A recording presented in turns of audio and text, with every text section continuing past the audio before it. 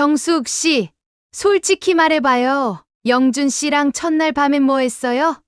그 나이에 정말 아무 일도 없었다고는 못 믿겠는데? 송년회 테이블 건너편에서 영미가 와인잔을 들며 장난기 가득한 눈으로 물었습니다. 주변의 회원들이 키득거리며 제 대답을 기다렸어요. 전 그저 살짝 웃음을 지을 뿐이었습니다. 영준 씨가 방 안에서 그걸 꺼냈을 때는 정말 너무 놀래서 그만. 순간 테이블이 쥐 죽은 듯 조용해졌습니다. 모두의 눈이 접시만큼 커졌지만 저는 이미 2달 전 그날 밤으로 돌아가 있었어요. 제 삶의 두 번째 막은 그렇게 갑작스럽게 열렸습니다. 안녕하세요. 저는 박정숙입니다. 80까지 혼자 살 각오로 단단히 마음먹었던 63세의 저에게 찾아온 예상치 못한 인연과 감동에 대한 이야기를 들려드리고 싶습니다. 저는 배신과 상처로 얼룩진 결혼 생활 끝에 더 이상 사랑은 없을 거라 확신했어요. 하지만 인생은 우리가 포기했을 때 가장 놀라운 선물을 준비하고 있었습니다. 이 이야기를 끝까지 들으시면 여러분들도 사랑에 대한 용기를 얻으실 거예요. 제 놀라운 이야기를 들려드리기 전에 구독과 좋아요, 알림 설정하시고 함께 해주세요. 댓글로 여러분의 이야기도 들려주시면 감사하겠습니다. 모두 무료이니 마음껏 눌러주시기 바랍니다. 그럼 제 이야기를 시작하도록 하겠습니다. 이혼 후 10년의 세월이 흘렀습니다. 30에 결혼해 30년을 함께한 남자와 헤어진 후 혼자만의 시간을 보내기 시작했죠. 초반에는 견딜 수 없는 상실감에 시달렸어요. 침대 옆 빈자리가 너무 크게 느껴졌고 식탁에 마주 앉을 사람이 없다는 사실이 가슴을 옥죄었습니다. 하지만 시간은 모든 상처를 치유한다고 하잖아요. 그럴듯하게 들릴 뿐. 실은 우리가 그 상처에 익숙해질 뿐이죠. 저도 그렇게 혼자 사는 법을 배웠습니다. 텔레비전은 제 유일한 친구가 되었고 침묵은 가장 편안한 동반자였습니다. 자식들은 명절에나 얼굴을 비추는 손님이 되었고요. 이제 더 이상 바랄 것도 기대할 것도 없다고 생각했습니다. 그저 조용히 무사히 남은 생을 살아가는 것. 그게 제 유일한 목표였죠. 정숙 씨, 이러다 우리 뼈만 남겠어. 내일부터 동네 산악회 나와요. 거절 안 받아. 양말을 정리하던 어느 화요일 오후 갑작스러운 초인종 소리와 함께 찾아온 이웃 진영미 씨의 한마디가 제 일상을 뒤흔들었습니다. 등산, 그것도 산악회, 40대 이후로 운동이라곤 마트 장보기가 전부였던 제게는 터무니없는 제안이었죠. 영미 씨, 내가 무슨 산을 오른다고. 그런 건 젊은 사람들이나 하는 거지. 뭔 소리예요? 우리 산악회 평균 나이가 70세야. 정숙 씨가 제일 어린 축에 속한다고. 손사래를 치는 저를 거실 소파로 끌고 가 앉히더니 영미는 휴대폰을 꺼내 사진들을 보여주었습니다. 친절해 보이는 노신사들과 활기찬 할머니들이 산 정상에서 환하게 웃고 있었어요. 놀랍게도 그들 모두 저보다 나이가 더 많아 보였습니다. 한 번만 나와봐요. 싫으면 안 나오면 되잖아. 내일 아침 8시 복지관 앞에서 기다릴게. 영미는 제 대답도 듣지 않고 현관문을 닫고 나가버렸습니다. 처음엔 정말 가지 않으려 했어요.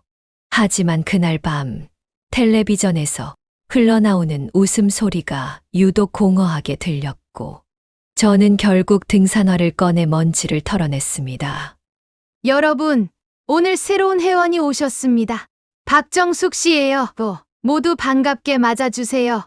복지관 앞에 모인 15명 정도의 회원들 앞에서 영미가 저를 소개했습니다. 갑자기 모든 시선이 저에게 쏠리자 어색함에 손가락만 꼼지락거렸어요. 그때였습니다. 회원들 중 한 명이 제게 다가왔습니다. 처음이시라 긴장되실 텐데 제가 뒤에서 페이스 맞춰드릴게요. 무리하지 마시고 천천히 올라가시면 됩니다. 단정한 모습의 노신사가 진심 어린 미소로 저를 맞이했습니다. 그게 제 인생의 두 번째 장을 여는 첫 만남이었습니다. 당시엔 전혀 몰랐지만 이 우연한 만남이 제 삶을 완전히 바꿔놓을 줄은 꿈에도 몰랐습니다. 첫 산행날 회원들과 함께 걷는 동안 자연스레 이영준 씨에 대한 이야기를 듣게 되었습니다. 곱게 빗어 넘긴 백발과 단정한 정장 차림이 인상적이었던 그는 산악회에서 가장 인기 있는 회원이었어요. 69세의 전직 은행 지점장으로 5년 전 아내와 사별한 후 산악회에 들어왔다고 했습니다. 모든 회원들에게 다정하게 대하는 그의 모습이 눈에 띄었지만 특히 여성 회원들에게 보이는 세심함은 더욱 두드러졌죠. 영준 씨는 정말 신사예요. 지난번엔 제가 무릎이 아프다고 했더니 다음 날 약국에서 파스를 사다 줬다니까요. 영미의 말에 다른 회원들도 고개를 끄덕였습니다. 어떤 분은 생일에 카드를 받았다고 했고 또 다른 분은 산행 중 힘들어할 때 물병을 건네주었다는 이야기도 있었죠. 모두가 그를 칭찬하는 동안 저는 미심쩍은 눈길로 그를 바라보았습니다. 세상에 그렇게 완벽한 사람이 어디 있나요? 특히 저는 남편의 배신으로 너무 깊은 상처를 받았기에 그런 친절함 뒤에 숨겨진 의도가 있지 않을까 의심했어요. 식사 시간 모두가 도시락을 꺼내는데 영준 씨가 제게 다가왔습니다. 정숙 씨, 처음 오셨는데 도시락 준비하기 힘드셨을 거예요. 제가 항상 조금 더 많이 싸오거든요. 나눠 드릴까요? 그의 말에 절로 경계심이 일었습니다. 겉으로는 예의 바르게 웃었지만 속으로는 이 사람 뭐지? 그 하는 생각이 스쳤죠. 도시락은 넉넉히 싸왔다며 정중히 거절했습니다. 그는 실망한 기색 없이 미소만 지으며 자리로 돌아갔어요. 그날 이후 몇 번의 산행 동안 영준 씨는 계속해서 저에게 친절을 베풀었습니다. 등산로에서 돌출된 바위를 알려주거나 쉬는 시간에 간식을 나눠주고 심지어 제 배낭이 무거워 보인다며 들어주겠다고 했죠. 하지만 저는 매번 그의 도움을 거절했습니다. 영준 씨, 저 혼자서도 충분히 할 수 있어요. 배려 감사하지만 너무 신경 쓰지 마세요. 제 냉담한 태도에도 그는 여전히 친절했어요. 그저 미소 지으며 알겠습니다. 하지만 필요하시면 언제든 말씀하세요. 라고 대답할 뿐이었죠.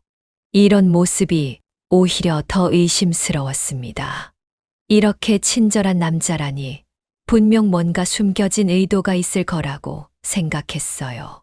한 번은 산악회 임원들과 다음 산행 코스를 의논하는 자리에서 영준 씨가 정숙 씨는 아직 초보니까 처음엔 완만한 코스가 좋을 것 같아요. 라고 말했습니다. 그 말에 저는 불쑥 화가 났어요. 저는 혼자서도 잘할 수 있어요. 제 실력을 과소평가하지 말아주세요. 순간 모두가 저를 놀란 눈으로 바라봤지만 저는 괜히 더 고개를 꼿꼿이 세웠습니다. 영준 씨는 당황한 기색도 없이 죄송합니다. 정숙 씨의 능력을 의심한 건 아니에요. 라며 미소 지었습니다. 그날 이후 그는 저에게 예전처럼 친절했지만 직접적인 도움을 제안하지는 않았어요. 산악회 회원들은 제가 영준 씨를 경계하는 모습을 이상하게 여기는 것 같았습니다. 영미는 한 번은 정수가 영준 씨한테 왜 그래? 그 사람 정말 좋은 사람인데. 라며 물었지만 저는 그저 웃고 넘겼죠. 사실 저는 너무나 선명한 기억이 있었어요. 남편이 바람을 피우기 전 그 남자도 갑자기 친절해졌었죠. 늦게 들어와도 웃으며 이해해주고 집안일도 돕고 선물도 자주 사다 줬어요. 모두 죄책감 때문이었다는 걸 나중에 알았지만요. 그래서 영준 씨의 과도한 친절함이 저에겐 경계의 대상이었습니다. 하지만 마음 한구석에서는 이 사람은 정말 순수하게 친절한 사람일 수도 있지 않을까? 라는 생각도 들었어요. 그의 따뜻한 미소와 진심, 어린 눈빛이 때론 제 마음의 벽을 흔들기도 했습니다. 그럴 때면 더 완고하게 마음의 문을 닫아 걸었죠. 다시는 상처받고 싶지 않았으니까요.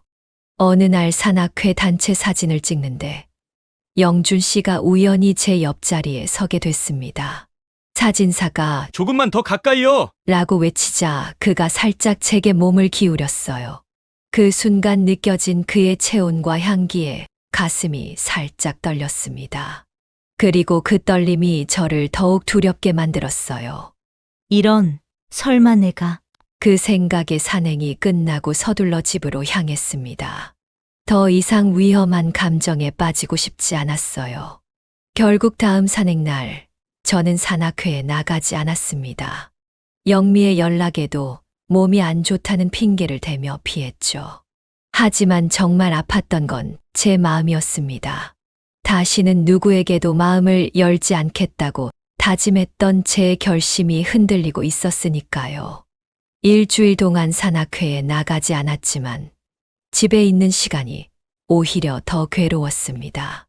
텔레비전 소리만 들리는 적막한 공간에서 혼자 밥을 먹고 혼자 설거지를 하고 혼자 창밖을 바라보는 일상이 다시 저를 옥죄어 왔어요. 결국 다음 산행날, 저는 다시 복지관 앞에 서 있었습니다. 그날의 산행 코스는 북한산 중에서도 상대적으로 덜 알려진 등산로였어요. 회원들 중 몇몇은 이미 다녀온 적이 있다고 했지만 저를 포함한 대부분은 처음 가보는 길이었습니다. 영미는 제가 다시 나타나자 반색했고 영준 씨는 멀리서 그저 가볍게 목례만 했을 뿐 지난주처럼 다가오지는 않았어요. 산행은 평화롭게 시작되었습니다. 초여름에 싱그러운 바람이 불고 새들이 지저귀는 소리가 들렸어요. 다른 회원들과 이야기를 나누다 보니 어느새 저는 일행과 떨어져 있었습니다. 앞서가는 회원들의 모습이 보여 서두르다가 갈림길에서 잘못된 방향으로 접어들었어요. 처음에는 곧 합류할 수 있을 거라 생각했지만 20분이 지나도 일행을 만나지 못했습니다. 점점 불안해지기 시작했어요. 휴대폰을 꺼내보니 신호가 잡히지 않았습니다. 어디선가 물소리가 들렸지만 제가 온 길인지 아닌지 구분할 수 없었어요. 처음 걱정이 두려움으로 바뀌기 시작했습니다. 이런, 이제 어떡하지? 혼잣말처럼 중얼거리며 주변을 둘러보는데 갑자기 누군가 제 이름을 부르는 소리가 들렸어요. 고개를 돌려보니 영준 씨가 땀에 젖은 얼굴로 저를 향해 빠르게 걸어오고 있었습니다. 정숙 씨, 괜찮으세요? 다들 걱정했어요. 갈림길에서 헤어진 후 보이지 않으셔서. 그의 목소리에는 진심 어린 걱정이 묻어 있었습니다. 평소의 친절한 미소가 아닌 진짜 안도의 표정이었어요.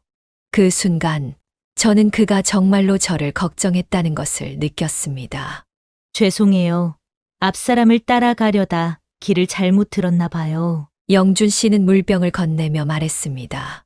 산에서는 항상 자신의 페이스를 유지하는 게 중요해요. 다른 사람을 쫓아가다가 오히려 위험할 수 있거든요. 그의 말에 고개를 끄덕이며 물을 마셨습니다.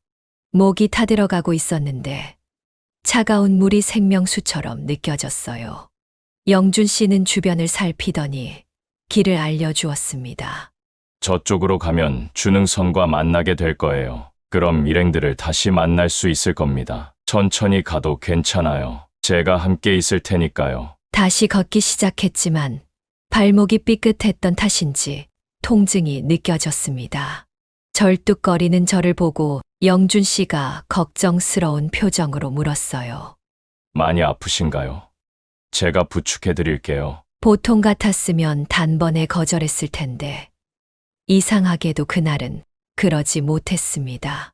아마도 길을 잃은 공포와 안도감이 뒤섞여서였을까요? 영준 씨의 팔을 붙잡고 천천히 걸었습니다. 그의 체온이 전해지는 순간 묘한 안정감이 느껴졌어요. 산길을 오르면서 영준 씨는 제게 산에 관한 이야기를 들려주었습니다. 어떤 나무가 어떤 나무인지, 어떤 새가 지저귀는지, 심지어 계절마다 달라지는 산의 표정까지. 그의 이야기에 푹 빠져 걷다 보니 통증도 잊게 되었고, 어느새 일행들이 기다리는 곳에 도착했어요. 영준 씨, 정숙 씨, 다행이다. 걱정했잖아요. 영미가 달려와 저를 끌어안았습니다. 다른 회원들도 안도의 표정으로 다가왔어요. 그제야 저는 제가 얼마나 많은 사람들에게 걱정을 끼쳤는지 깨달았습니다. 하산길에 영준 씨는 계속해서 저를 배려해 주었어요. 고르지 않은 길에서는 손을 내밀어 도와주고 쉬어가야 할 때는 먼저 제안해 주었죠. 그런데 이상하게도 이번에는 그의 친절함이 부담스럽게 느껴지지 않았습니다. 오히려 따뜻하고 든든했어요. 그날 밤 집에 돌아와 샤워를 하며 생각했습니다. 영준 씨가 저를 찾아 헤맸을 때 그 진심 어린 표정, 부축해 주던 그 따뜻한 손길이 자꾸 떠올랐어요. 거울 속에 제 모습이 묘하게 상기되어 있었습니다. 마치 오랫동안 잠들어 있던 무언가가 깨어나는 것 같았어요. 저도 모르게 입가에 미소가 번졌습니다. 아직은 제 마음의 빗장을 완전히 열 준비가 되지 않았지만 작은 틈새로 빛이 스며들기 시작한 것 같았어요. 그리고 그 빛이 가져온 따스함이 차갑게 얼어붙었던 제 마음을 조금씩 녹이고 있었습니다. 길을 잃었던 그날 이후 저희 일상에 작은 변화가 찾아왔습니다. 다음 날 아침 8시 정각 전화벨이 울렸어요. 화면에 낯선 번호가 떠 있었습니다. 정숙 씨, 안녕하세요. 영준입니다. 어제 발목은 좀 어떠세요? 순간 가슴이 덜컥 내려앉았습니다.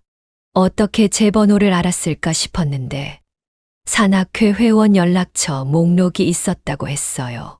발목은 괜찮다고 별일 아니라고 대답했지만 그는 끈질기게 물었습니다. 붓지는 않으신가요? 파스 붙이셨나요?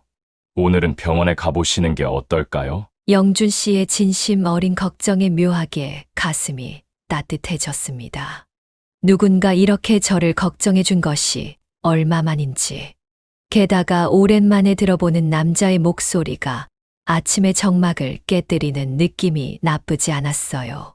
그날 이후 매일 아침 8시면 어김없이 그의 전화가 왔습니다.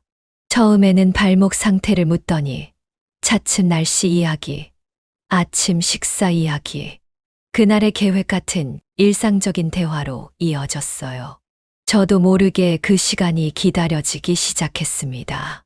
오늘은 비가 올 것 같으니 외출하실 때 우산 꼭 챙기세요. 어제 뉴스에서 오후부터 소나기가 내린다고 했어요. 영준 씨의 말은 언제나 사소한 일상에 관한 것이었지만 그 속에 담긴 진심 어린 관심이 느껴졌어요.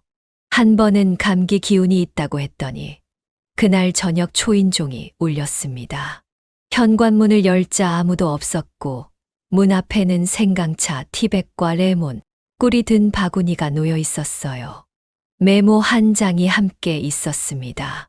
생강차에 레몬, 꿀을 넣어 드시면 감기에 좋습니다. 푹 쉬세요.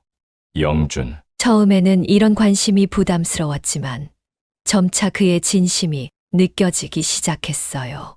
영준 씨는 결코 제게 부담을 주는 말을 하지 않았고 무리한 요구를 하지도 않았습니다. 그저 작은 관심과 배려로 저의 일상을 따뜻하게 물들여갔죠. 어느 날 약국에 처방약을 타러 갔을 때였어요.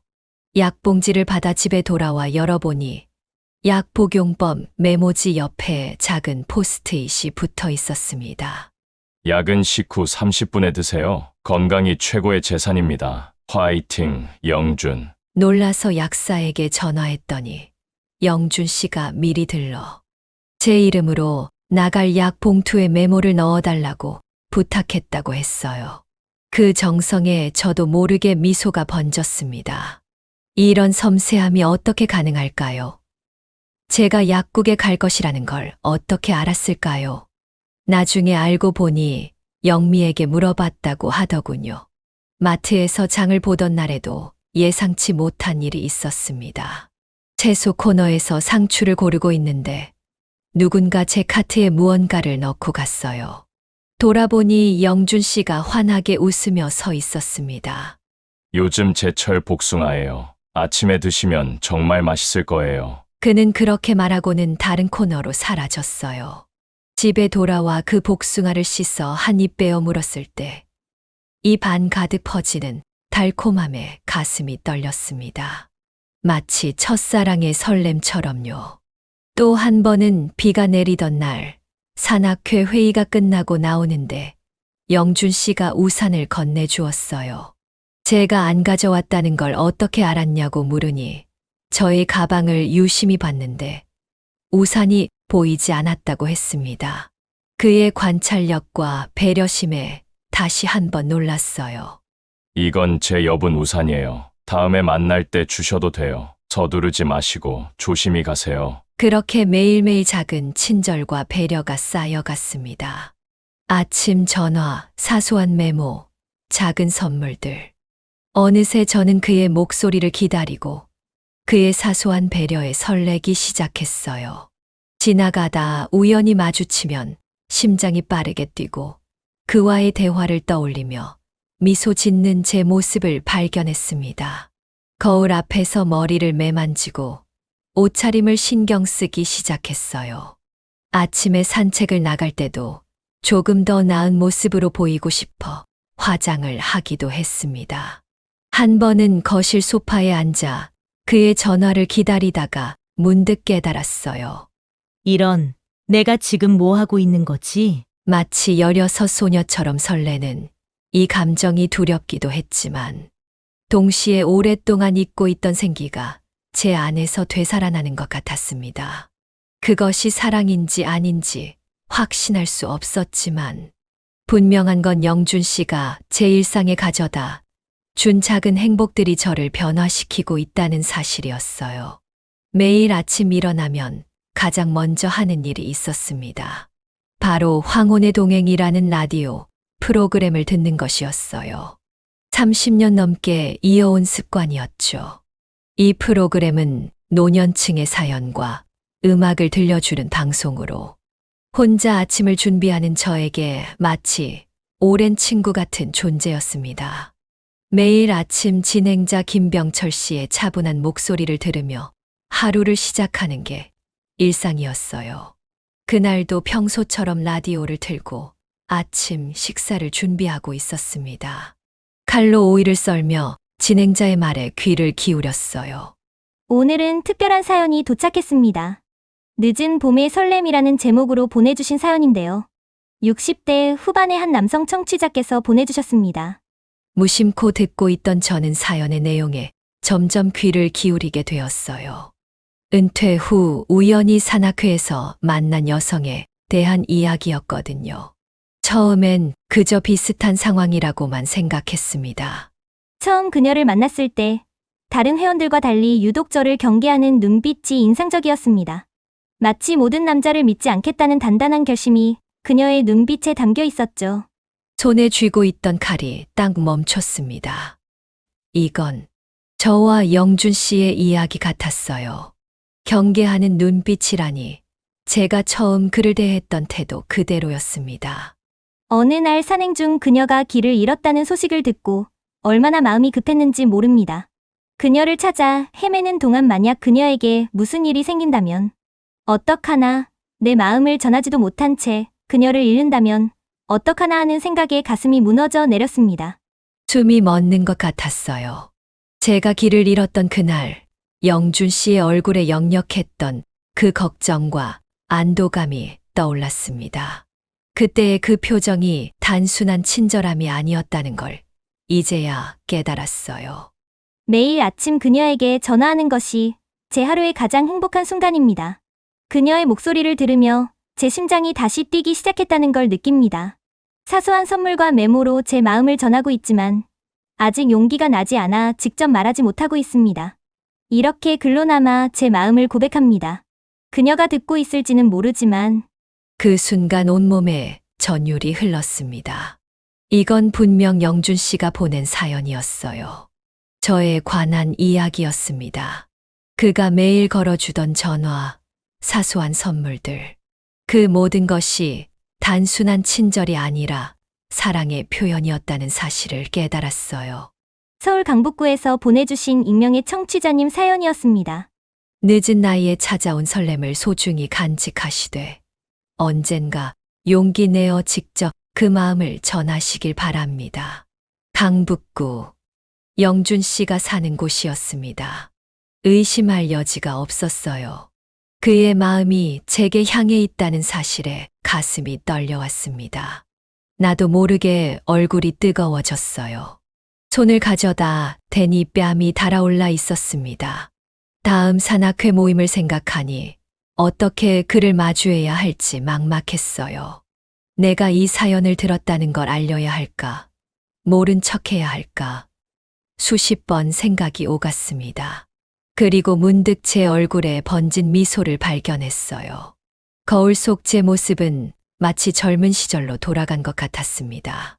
설마 나 같은 나이에 혼잣말을 하며 머리를 절레절레 흔들었지만 가슴 속 설렘은 가라앉지 않았어요. 그동안 단단히 닫아두었던 마음의 문이 조금씩 열리는 것을 느꼈습니다.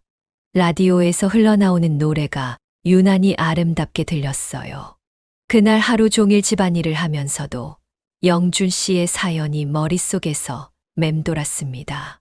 설거지를 하다가도 빨래를 개다가도 그의 목소리, 그의 웃음, 그의 배려가 떠올랐어요. 그리고 처음으로 인정했습니다. 나도 그에게 특별한 감정이 생겼다는 것을요. 저녁에는 오랜만에 화장대 앞에 앉았습니다. 거울을 보며 얼굴의 주름을 손가락으로 만져봤어요. 나이 들매 흔적들이 역력했지만 묘하게 제 눈빛은 젊어 보였습니다. 마치 오래전 사랑에 빠졌던 그때처럼 반짝이고 있었어요. 사랑이라. 입가에 미소가 번졌습니다. 63살의 나이에 다시 찾아온 설렘이라니 인생은 참 예측할 수 없는 여정이었습니다. 그날 밤 오랜만에 편안한 마음으로 잠들었어요. 꿈속에서도 영준 씨의 목소리가 들리는 것 같았습니다. 라디오에서 사연을 들은 다음 날 영준 씨에게서 전화가 왔습니다. 평소와 같은 아침 인사였지만 이제는 그 목소리가 다르게 들렸어요. 한마디 한마디에 숨겨진 의미를 찾게 되었고 그의 관심이 단순한 친절이 아니라는 것을 알게 된 후의 대화는 묘하게 떨리는 마음으로 가득했습니다. 오늘 날씨가 참 좋네요. 혹시 시간 되시면 저녁에 동네 공원에서 잠깐 만나뵐 수 있을까요? 드릴 말씀이 있어서요. 그의 목소리에 긴장감이 느껴졌어요. 저도 모르게 심장이 빠르게 뛰기 시작했습니다. 어젯밤 내내 생각했던 그의 마음, 그리고 제 마음을 확인할 시간이 온 것 같았어요. 망설임 끝에 만남을 승낙했습니다. 그날 오후 옷장 앞에서 한참을 서성였어요. 10년 만에 처음으로 누군가를 만나기 위해 옷을 고르는 설렘과 떨림을 느꼈습니다. 결국 연보라색 블라우스와 회색 바지를 선택했어요. 오랜만에 화장도 조금 더 신경 썼고 보관함 깊숙한 곳에서 향수도 꺼냈습니다. 약속 시간보다 15분 일찍 도착한 공원 벤치에 앉아 있는데 멀리서 영준 씨가 걸어오는 모습이 보였어요. 그의 손에는 작은 도시락 가방이 들려 있었습니다. 풀과 꽃 내음이 가득한 봄바람 속에서 그의 모습이 유난히 젊어 보였어요. 기다리셨어요? 제가 집에서 간단히 준비했어요. 괜찮으시다면 함께 드시겠어요? 영준 씨는 벤치에 앉아 도시락을 펼쳤습니다. 김밥, 오이 부추 무침, 멸치볶음. 정성스럽게 준비한 흔적이 역력했어요. 제가 놀란 표정으로 쳐다보자 그가 수줍게 웃었습니다. 은퇴하고 요리를 배웠어요. 혼자 살다 보니 필요하더라고요. 솜씨가 없어서 맛은 없을 수도 있어요. 우리는 도시락을 나눠 먹으며 이야기를 나눴습니다. 처음에는 산악회 이야기, 날씨 이야기 같은 가벼운 주제였어요. 하지만 점차 대화는 깊어졌습니다. 그는 아내와의 사별 후 느꼈던 외로움과 절망에 대해 말했고, 저는 배신당한 결혼 생활과 그 후의 상처에 대해 조금씩 이야기했어요. 해가 서서히 기울기 시작할 때 영준 씨가 조심스럽게 제 손을 잡았습니다. 따뜻한 온기가 전해지는 순간 가슴이 떨렸어요. 정숙 씨, 혹시 어제 라디오 들으셨나요? 그 질문에 저는 고개를 끄덕였습니다. 그의 눈에 놀라움과 부끄러움, 그리고 기대감이 교차했어요. 말없이 서로를 바라보던 순간 세상의 모든 소리가 멈춘 것 같았습니다. 우리는 나이에 어울리지 않게 수줍게 웃었어요. 마치 첫사랑을 고백하는 16소년 소녀처럼. 그날의 만남은 새로운 시작을 약속하는 듯 했습니다. 집으로 돌아오는 길, 발걸음이 가벼웠어요. 오랜 시간 닫아두었던 마음의 문을 다시 열게 된 것 같았습니다. 하지만 그 행복은 오래가지 못했어요. 만남 이후 며칠간 영준 씨와 더 가까워진 우리는 매일 전화하고 함께 산책하며 서로에 대해 더 많이 알아갔습니다. 그러던 어느 날 복지관 근처 카페에서 약속이 있어 서둘러 가던 중이었어요. 멀리서 영준 씨의 뒷모습이 보였습니다. 반가운 마음에 부르려다 그 옆에 여성을 발견했어요. 40대 초반으로 보이는 젊은 여성이었죠. 그녀는 영준 씨의 팔짱을 끼고 있었고 두 사람은 무언가 즐거운 대화를 나누며 걷고 있었어요. 영준 씨는 그녀의 어깨에 손을 얹고 다정하게 웃고 있었습니다. 순간 머릿속이 하얘졌어요. 마치 옛날 남편이 다른 여자와 걸어가는 모습을 본 그날처럼요. 다리에 힘이 빠졌고 가슴이 무너져 내렸습니다. 또 속았구나. 라는 생각만 맴돌았어요. 그 자리에서 돌아서 집으로 왔습니다. 겨우 집에 도착해 현관문을 닫는 순간 참았던 눈물이 쏟아졌어요. 다시는 믿지 않겠다고, 다시는 상처받지 않겠다고 다짐했던 제가 또 다시 같은 실수를 한 것 같았습니다. 그날 이후 영준 씨의 전화를 받지 않았어요. 문자도 읽지 않았고 산악회에도 나가지 않았습니다. 그가 저를 걱정하는 마음에 집 앞까지 찾아왔지만 인터폰을 무시했어요.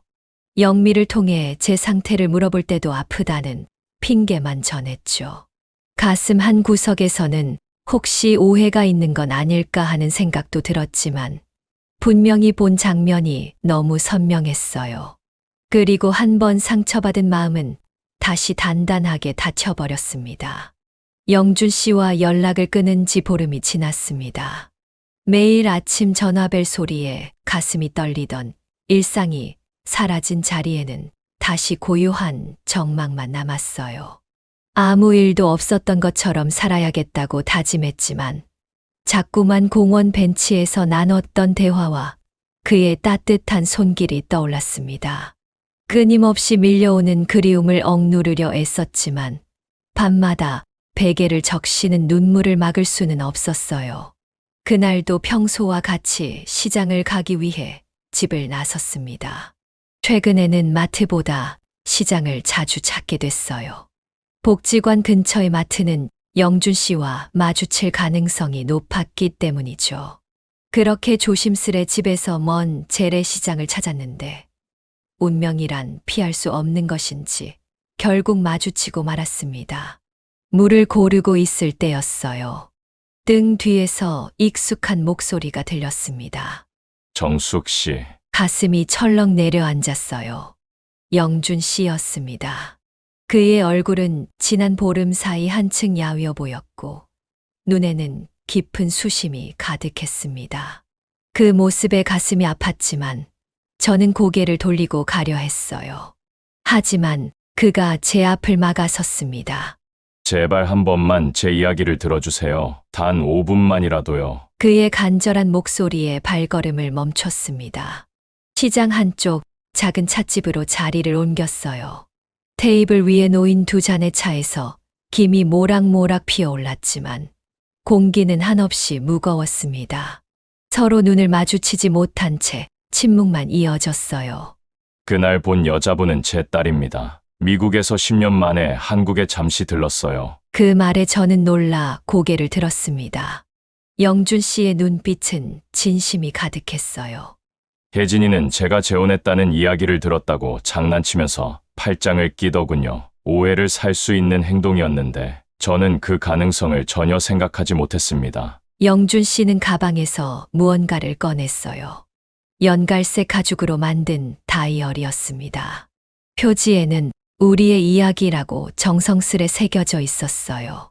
지난 몇 달간 정숙 씨와 함께한 순간들을 여기에 적어왔습니다. 처음 만난 날부터 시작해서 다이어리를 펼쳐보니 첫 페이지에는 2024년 4월 12일 봄이 시작된 날이라고 쓰여 있었습니다. 그 옆에는 산악회 단체 사진에서 제 모습만 동그라미 쳐져 있었어요. 그 아래 영준 씨의 단정한 글씨로 뭔가 다른 느낌이었다. 왜 그런지 모르겠지만 이분을 알고 싶다라고 적혀 있었습니다. 페이지를 넘기자 저의 모든 것이 기록되어 있었어요. 제가 좋아하는 꽃, 즐겨 마시는 차, 산행 중 했던 농담들까지. 심지어 제가 우연히 말했던 어린 시절 살던 동네에 있던 빵집이 그립다는 말까지 적혀 있었습니다. 그 옆에는 언젠가 그 빵집을 함께 찾아가자라는 메모도 있었어요.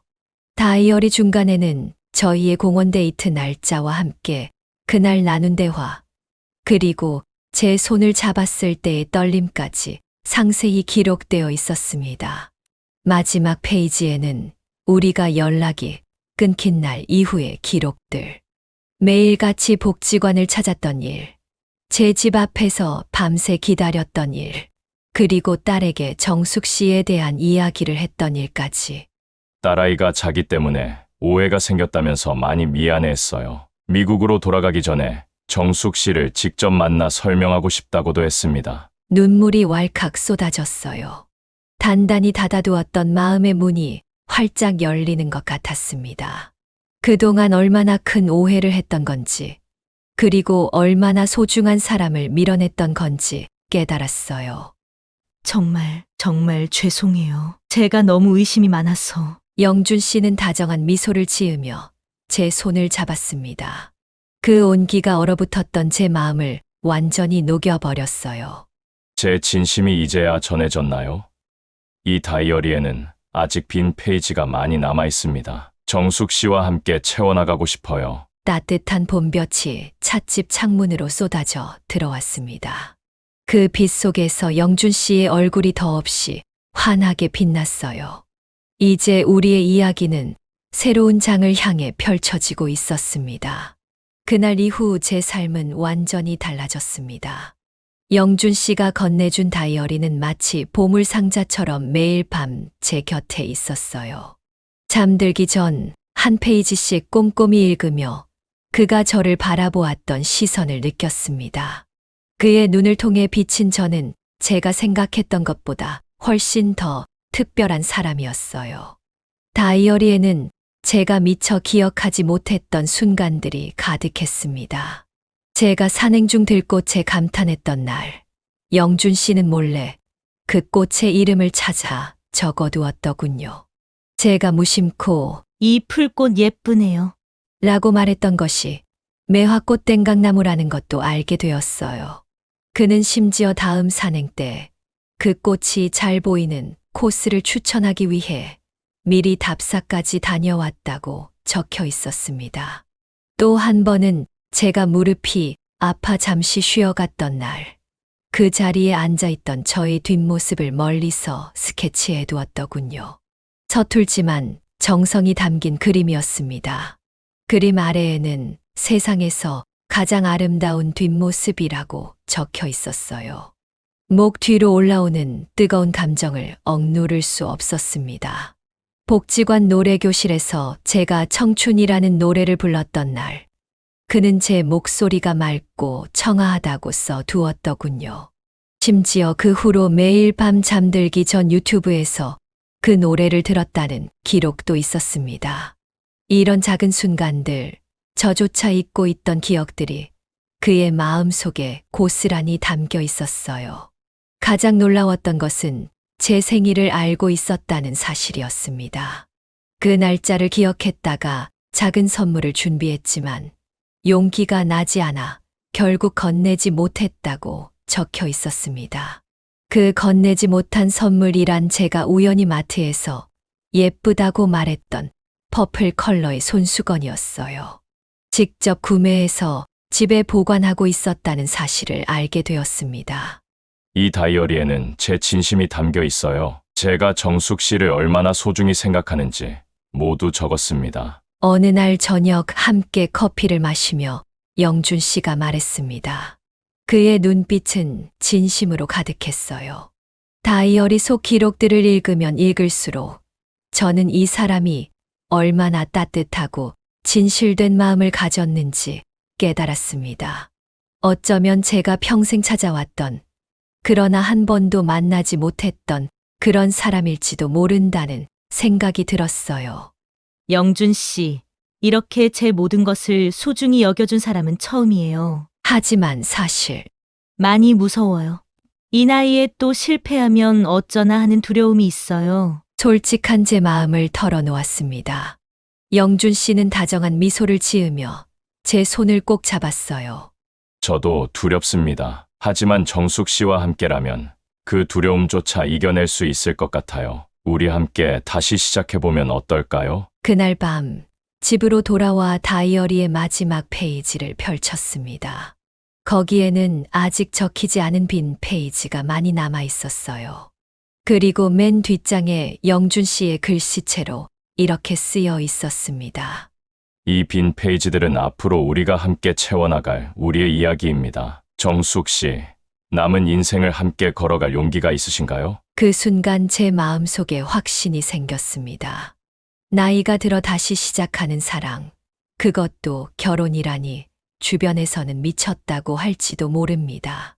하지만 이제 와서 깨달았어요.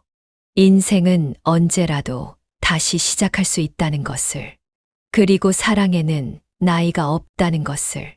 다이어리를 가슴에 안고 창밖을 바라보았습니다. 어둠 속에서도 밝게 빛나는 별들처럼 영준 씨는 제 인생의 어두운 시간을 밝히는 빛이 되어 주었어요.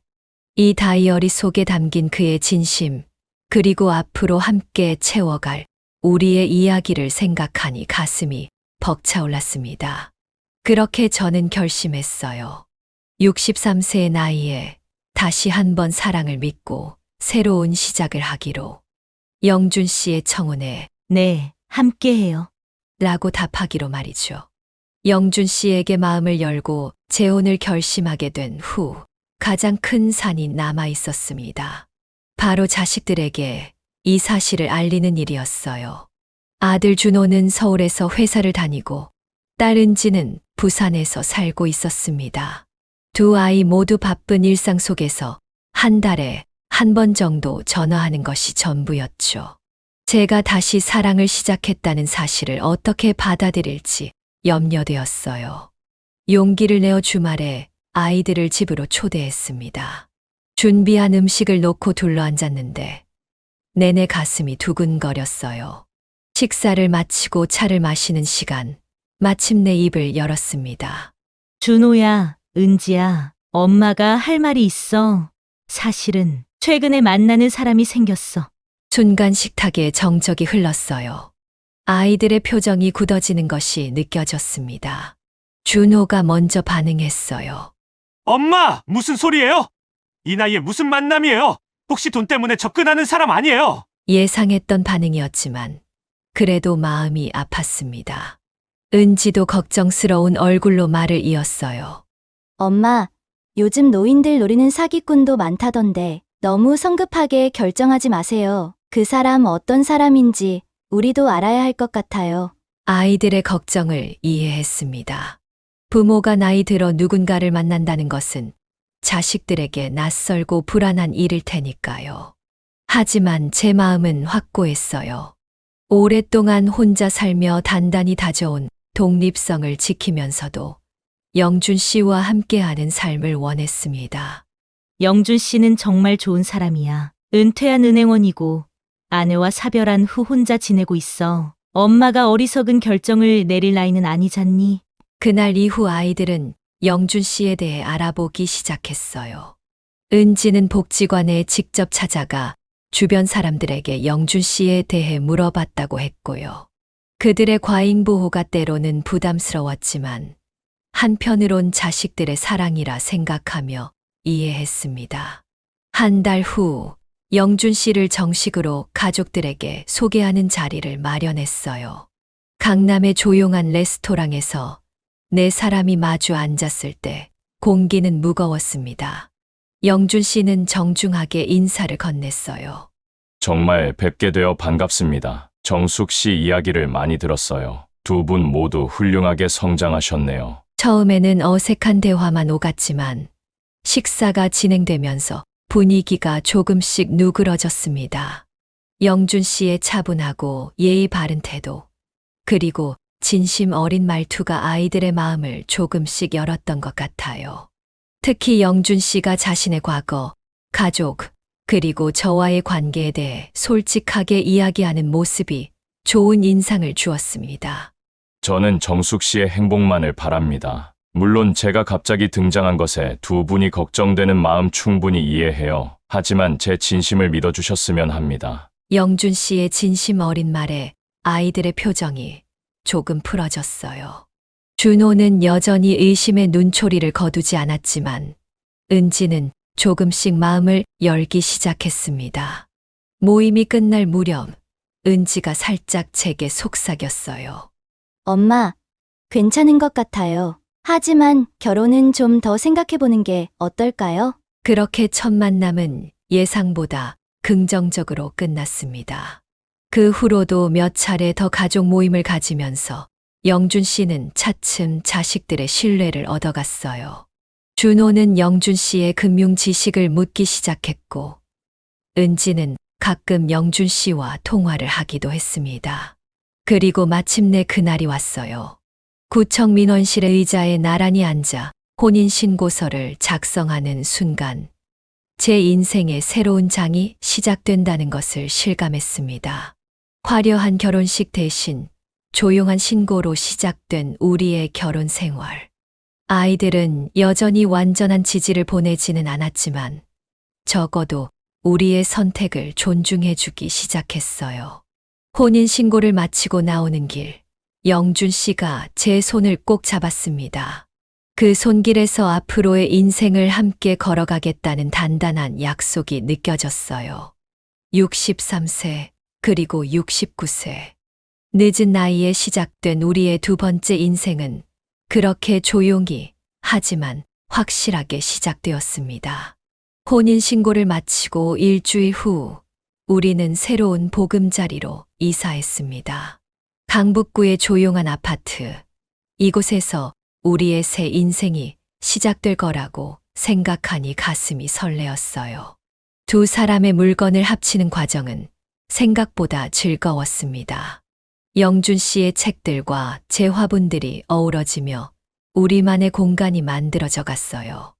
이삿짐을 정리하고 첫 저녁 식사를 함께 준비했습니다. 영준 씨는 의외로 요리 솜씨가 좋았어요. 은퇴 후 혼자 살면서 배운 요리라며 된장찌개를 끓였죠. 저는 반찬을 몇 가지 준비했고요. 테이블에 앉아 마주보며 식사하는 그 순간이 믿기지 않게 행복했습니다. 우리 집에서의 첫 식사 어떠세요? 영준 씨의 눈빛은 따스했습니다. 우리 집이라는 말이 낯설면서도 편안하게 들렸어요. 함께 설거지를 하고 거실에 앉아 TV를 보는 일상이 이제 시작되는구나 싶었습니다. 하지만 시간이 흐를수록 저도 모를 긴장감이 올라왔어요. 바로 오늘이 우리의 첫날 밤이라는 생각 때문이었죠. 샤워를 마치고 화장대 앞에 앉았습니다. 거울 속 제 얼굴에는 주름이 자리 잡고 있었어요. 63세의 여인이 첫날 밤을 앞두고 있다니 얼마나 우스운 일인가 싶으면서도 한편으론 가슴이 뛰는 걸 부정할 수 없었습니다. 오랜만에 꺼낸 보랏빛 실크 파자마를 입고 머리를 빗었어요. 방문을 열고 침실로 들어서는데 영준 씨가 침대 위에 앉아 무언가 보고 있었습니다. 그가 고개를 들자 우리 눈이 마주쳤어요. 따스한 미소가 그의 얼굴에 번졌습니다. 정숙 씨, 잠시 앉아보세요. 보여드릴 게 있어요. 조심스레 침대 끝에 앉았습니다. 수줍은 마음에 손끝이 떨렸어요. 영준 씨는 침대 옆 서랍에서 무언가를 꺼냈습니다. 푸른빛 가죽으로 쌓인 다이어리였어요. 표지에는 금색 글씨로 우리의 두 번째 인생이라고 쓰여 있었습니다. 이건 우리가 함께 쓸 새로운 다이어리예요. 제가 만든 첫 번째 다이어리는 과거에 관한 것이었지만 이건 우리의 미래에 관한 것입니다. 다이어리를 열자 첫 페이지에는 오늘 날짜와 함께 새로운 시작이라고 적혀 있었어요. 그 아래에는 작은 메모가 덧붙여져 있었습니다. 인생의 가장 아름다운 장은 항상 마지막에 써진다. 영준. 그 순간 눈물이 왈칵 쏟아졌습니다. 영준 씨는 당황한 듯 제 어깨를 감쌌어요. 괜찮으세요? 무슨 일이에요? 말없이 고개를 저었습니다. 이건 슬픔의 눈물이 아니었으니까요. 오랜 세월 혼자 살면서 누군가와 나눌 수 있는 미래가 있다는 것. 그것이 이렇게 다이어리에 기록될 만큼 소중하다는 사실이 제 마음을 울렸어요. 고마워요. 정말 고마워요. 겨우 말을 꺼낼 수 있었습니다. 영준 씨는 다정한 손길로 제 눈물을 닦아주었어요. 그리고 조심스럽게 제 손을 잡았습니다. 그 손길에서 전해지는 온기가 온몸으로 퍼져나갔어요. 이제부터 매일 하나씩 우리가 함께 경험한 소소한 행복들을 적어나가요. 수십 년 후 이 다이어리가 우리 삶의 보물이 될 거예요. 그의 말에 고개를 끄덕였습니다. 침대 옆 스탠드 조명이 우리를 부드럽게 비추는 가운데 영준 씨는 조심스럽게 제게 다가왔어요. 그의 팔이 제 어깨를 감싸 안았습니다. 따뜻하고 안전한 느낌이었어요. 첫 키스는 예상과 달리 수줍고 서툴렀습니다. 마치 처음 사랑을 알게 된 청춘처럼 우리는 서로를 조심스럽게 탐색했어요. 나이가 무색하게 느껴지는 순간이었습니다. 영준 씨의 품 안에서 저는 다시 젊은 시절로 돌아간 것 같았어요. 그날 밤 우리는 서로의 온기를 느끼며 이야기를 나누었습니다. 삶의 경험, 두려움, 희망, 그리고 앞으로 함께하고 싶은 일들. 단지 몸이 아닌 마음으로 하나가 되는 밤이었어요. 서로의 손을 꼭 잡은 채 잠이 들었고 아침에 눈을 떴을 때 옆에 있는 그의 모습이 꿈처럼 느껴졌습니다. 나이 들미란 때로는 끝이 아닌 새로운 시작일 수 있다는 것을 그날 밤 우리는 가장 아름다운 방식으로 깨달았습니다. 재혼 후 2달이 지나고 산악회 모임이 복지관에서 열렸습니다. 오랜만에 만난 회원들은 모두 축하해 주었어요. 영준 씨를 알던 회원들은 그가 마음에 품었던 제 이야기를 오래전부터 들어왔다며 웃었습니다. 결국 그의 진심이 통했다며 박수를 쳐주는 모습에 가슴이 따뜻해졌어요. 그날 산행을 마치고 돌아오는 길, 회원들은 저희에게 작은 축하 자리를 마련해 주었습니다. 동네 식당의 조용한 룸에서 열린 소박한 모임이었어요. 모두가 둘러앉아 음식을 나누며 이야기를 나누었습니다. 그때 한 회원이 제게 물었어요. 정숙 씨, 솔직히 말해봐요. 이 나이에 다시 시작한 사랑이 어때요? 후회는 없어요? 테이블이 갑자기 조용해졌습니다. 모두의 시선이 저에게 향했어요. 특히 산악회에서 혼자 생활하시는 분들의 눈빛에서 진심 어린 궁금증이 느껴졌습니다. 잠시 생각에 잠기다 입을 열었어요. 사실 처음에는 저도 두려웠어요. 이 나이에 다시 설레고 떨리고 그리고 누군가를 위해 아침에 일어나는 일이 가능할까 싶었거든요. 회원들은 고개를 끄덕이며 귀 기울였습니다. 저는 영준 씨를 바라보았어요. 그는 다정한 미소로 저를 응원했습니다. 하지만 이제 깨달았어요. 사랑에는 나이가 없다는 것을. 오히려 젊었을 때보다 더 깊고 의미 있는 사랑을 할 수 있다는 것을요. 제 말에 몇몇 회원들의 눈시울이 붉어졌습니다. 아마도 그들 역시 비슷한 감정을 품고 있었나 봐요. 혼자 생활하면서 누군가와 마음을 나누고 싶은 마음, 하지만 주저했던 그 마음을 모두가 느끼고 있었던 것 같았습니다. 젊었을 때의 사랑은 열정과 욕심이 많았어요. 하지만 이 나이의 사랑은 다릅니다. 서로를 있는 그대로 받아들이고 남은 시간을 어떻게 하면 더 의미 있게 함께할 수 있을지 고민하게 되더라고요. 손을 빌려주었던 회원 김 여사가 눈물을 훔치며 물었어요. 그래도 그 사람의 습관이나 고집 같은 것 힘들지 않나요? 난 그게 가장 걱정돼요. 제 시선이 다시 영준 씨에게 향했습니다. 그도 저를 바라보며 미소 짓고 있었어요. 물론 편하지만은 않아요. 하지만 이 나이에 만난 사랑은 완벽한 사람을 찾는 게 아니라 완벽하지 않은 서로를 이해하고 보완해주는 거예요. 영준 씨는 커피를 너무 진하게 내려 마셔서 처음엔 적응이 안 됐어요. 하지만 이제는 그의 진한 커피 한 잔이 제 하루의 활력이 되었답니다. 회원들 사이에 웃음이 퍼졌습니다. 그것은 공감의 웃음이었어요. 저는 이어서 말했습니다. 우리는 항상 아직 젊다고 생각하면서도 동시에 이제 늙었다고 체념하는 모순 속에 살아가요. 하지만 진실은 그 중간 어딘가에 있어요. 우리는 아직 사랑하고 꿈꾸고 새로운 시작을 할 수 있을 만큼 충분히 젊습니다. 그 말에 식당 안이 조용해졌어요. 모두가 자신의 인생을 돌아보는 듯 했습니다. 그때 산악회에서 혼자 사시는 박 회장님이 눈을 반짝이며 물었어요. 정숙 씨, 그럼 우리 같은 사람들에게 조언을 한다면 뭐가 있을까요? 잠시 생각한 후 대답했습니다. 두려워하지 마세요. 과거의 상처나 주변의 시선에 너무 얽매이지 말고 자신의 마음에 솔직해지세요. 인생의 황혼기는 끝이 아니라 또 다른 아름다운 시작이 될 수 있어요. 우리 모두 사랑받고 사랑할 자격이 있습니다. 그날 이후 산악회에서는 작은 변화들이 생겼어요. 홀로 계시던 회원들 사이에 묘한 눈빛이 오가기 시작했고 서로에게 조금씩 마음을 열어가는 모습이 보였습니다. 영준 씨와 저의 이야기가 그들에게 작은 용기를 주었나 봅니다. 집으로 돌아오는 길, 영준 씨가 제 손을 꼭 잡았어요. 정숙 씨, 오늘 정말 멋진 이야기였어요. 당신이 있어 제 인생이 얼마나 풍요로워졌는지 모릅니다. 그 말에 가슴이 따뜻해졌습니다. 노년의 사랑이 주는 깊은 위로와 행복을 다시 한번 느꼈어요. 우리는 손을 맞잡고 노을이 물드는 거리를 천천히 걸었습니다. 앞으로서 내려갈 우리만의 다이어리에 오늘의 이야기도 한 페이지로 남게 될 것이라 생각하니 가슴이 벅차올랐습니다. 오늘로 영준 씨와 재혼한 지 1주년이 되었습니다.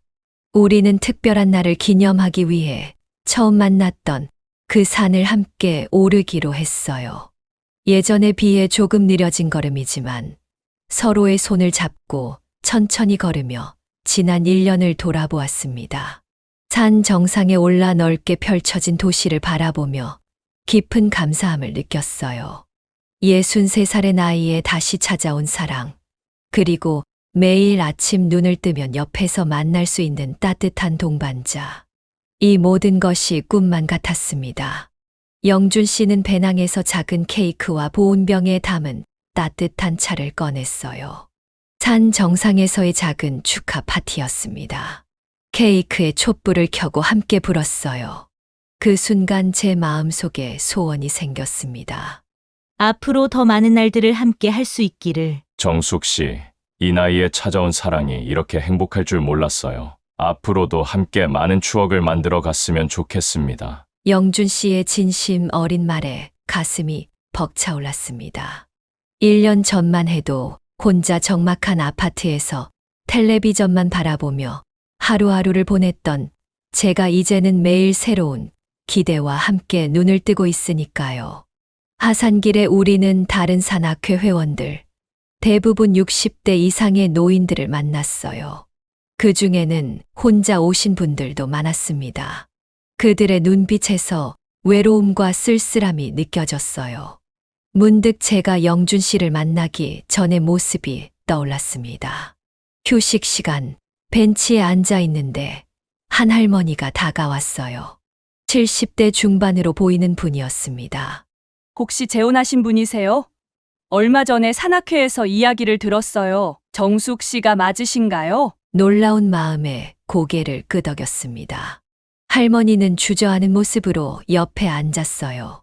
저도 혼자 산 지 15년이 넘었어요. 때로는 너무 외롭고, 하지만 이 나이에 새로운 관계를 맺는다는 게 두렵기도 하고, 어떻게 용기를 내셨는지 여쭤봐도 될까요? 그 질문에 저는 잠시 생각에 잠겼습니다. 어떻게 용기를 냈는지, 그건 정확히 말하기 어려운 질문이었어요. 하지만 이 분과 같은 고민을 하는 많은 노인들이 있을 거라 생각하니 진심으로 대답하고 싶었습니다. 처음에는 저도 두려웠어요. 나이가 들면 사랑이란 감정이 시들 거라고 생각했거든요. 하지만 이제 알게 되었습니다. 우리의 마음은 나이가 들어도 여전히 젊다는 걸요. 할머니의 눈빛이 조금씩 변하는 게 느껴졌어요. 제 말이 그분의 마음에 와닿은 것 같았습니다. 두려움보다 더 큰 건 후회예요. 만약 그때 용기를 냈더라면 이라는 생각을 하며 살고 싶지 않았어요. 그래서 마음을 열기로 했습니다. 결과가 어떻든 적어도 도전했다는 사실만으로도 의미가 있으니까요. 그 후로 할머니와 저는 연락처를 교환했고 가끔 커피를 마시며 이야기를 나누게 되었습니다. 그분뿐만 아니라 비슷한 상황의 여러분들이 저에게 조언을 구해 오셨어요. 저는 그분들에게 항상 같은 메시지를 전했습니다.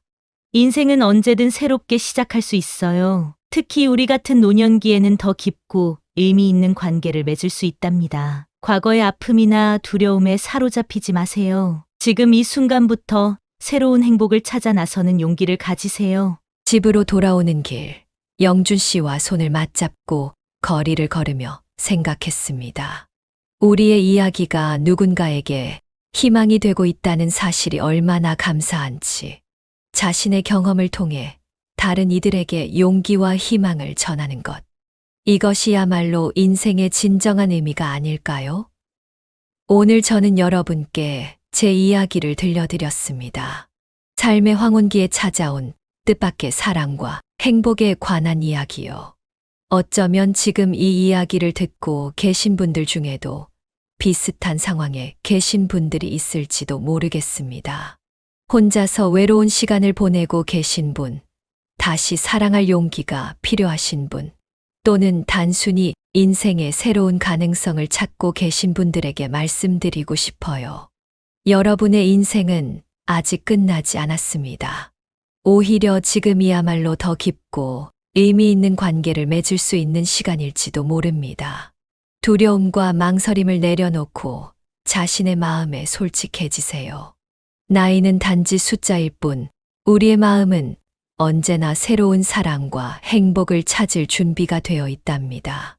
여러분의 삶에도 아름다운 봄이 다시 찾아오길 진심으로 바랍니다. 지금 이 순간 용기를 내어 첫 걸음을 내디드세요. 그 걸음이 여러분을 새로운 행복으로 이끌어 줄 거예요. 제 이야기가 마음에 와닿으셨다면 구독과 좋아요, 알림 설정 부탁드립니다. 여러분의 소중한 경험과 생각도 댓글로 나눠주세요. 비슷한 경험이 있으신 분들의 이야기가 또 다른 누군가에게 큰 위로와 용기가 될 수 있을 테니까요. 우리 모두의 인생 후반전이 더 따뜻하고 아름다운 시간이 되길 진심으로 응원합니다. 오늘도 귀한 시간 함께 해주셔서 감사합니다. 지금까지 인생의 후반부를 이야기하다 지혜사연이었습니다.